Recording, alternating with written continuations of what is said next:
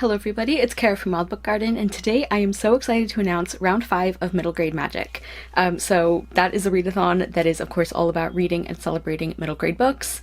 And we generally do it in September, but that didn't end up happening this time. So we're taking the opportunity to do, since it is happening in October, we're doing a little bit more of like a seasonal theme. We, as you guys will know if you've participated in previous years, we tend to have a certain like theme or intention with each round of the readathon, and this is going to be our kind of cozy slash seasonal slash very relaxed round. I was inspired by the most recent round of Latinxathon because they did a very like laid back round for one of their recent readathons. It's a readathon I always enjoy participating in, so shout out to them. And I'm so excited to be joined by 4 of my wonderful co-hosts who are returning. We have Yvette from Book Cave, Yara at Array of Reading, Kira from Kira the Scrivener, and Kelly from Cozy Reader Kelly. I will of course link all of them down below, as well as their announcement videos as soon as those are up. So for the first time, we are having an optional group book. We don't usually do one of those, but we know some people really like that. So if you would like to participate in the group read, we are going to be reading Witchlings by Claribel Ortega. Liveshow to be determined, but yeah, this is one I've heard really good things about. Our main character has magical powers, and I think there's some kind of like ceremony or like sorting event kind of thing where they all get put into different groups, like different covens, I think. But our main character, she kind of ends up with like the remainders, basically like the leftovers. And so this group of kids has to kind of team up to work together, because if they don't, there's something like if they don't do it in time, then they lose all of their magic for good.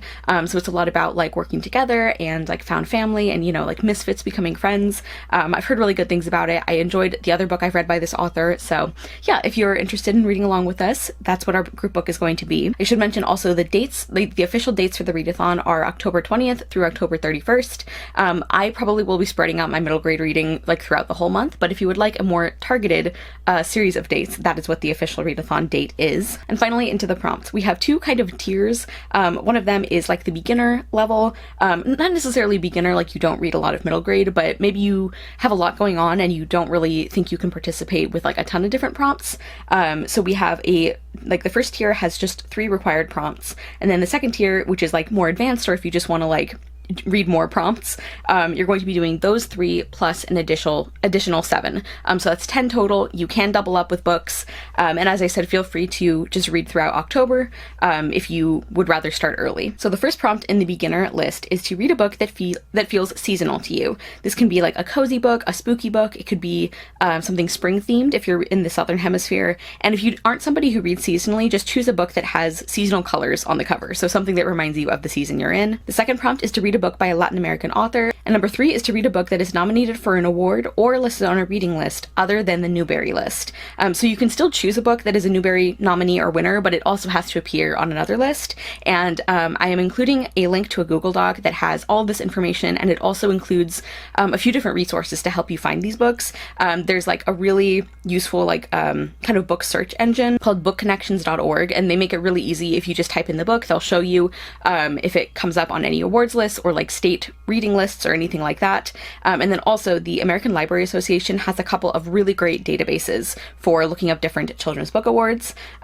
Also, I did not plan it this way, but I just recently did my collaborative like vlog project where I read a bunch of award-winning like kidlit books. There's a lot of middle grade books in there that I really loved, so I will link that if you want some other ideas. And you will also notice that, as Margaret does with Vaultathon, if you read the group book, you'll be able to complete all of those prompts. We wanted to make it pretty easy for you guys if you only think you'll be able to read one book. And then the second tier of prompts, so these are in addition to those 3 other prompts. Number 4 is to read a friend and or book blogger's recommendation.